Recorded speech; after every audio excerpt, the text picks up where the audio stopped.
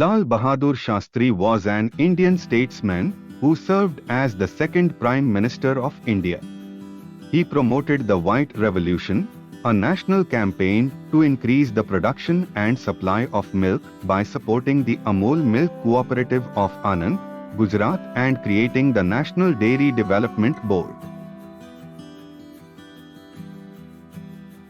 True democracy or the Swaraj of the masses can never come through untruthful and violent means. The preservation of freedom is not the task of soldiers alone. The whole nation has to be strong.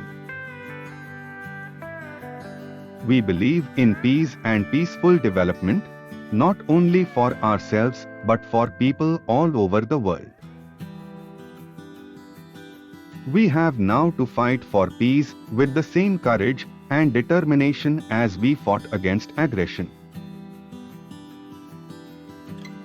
Those who govern must see how the people react to administration. Ultimately, the people are the final arbiters. India will have to hang down her head in shame if even one person is left who is said in any way to be untouchable. The rule of law should be respected so that the basic structure of our democracy is maintained and further strengthened. The basic idea of governance, as I see it, is to hold the society together so that it can develop and march towards certain goals. The economic issues are most vital for us, and it is of the highest importance that we should fight our biggest enemies, poverty, unemployment. That loyalty to the country comes ahead of all other loyalties. And this is an absolute loyalty, since one cannot weight it in terms of what one receives. Among the major tasks before us, none is of greater importance for our strength and stability than the task of building up the unity and solidarity of our people.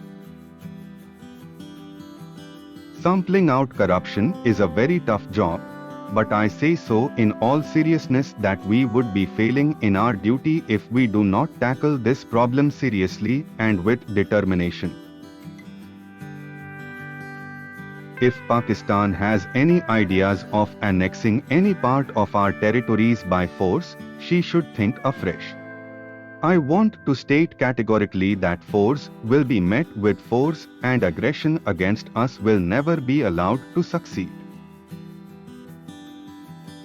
Success in science and scientific work come not through the provision of unlimited or big resources, but in the wise and careful selection of problems and objectives. Above all, what is required is hard sustained work and dedication. We all have to work in our respective spheres with the same dedication, the same zeal and the same determination which inspired and motivated the warrior on the battlefront. And this has to be shown not by mere words, but by actual deeds.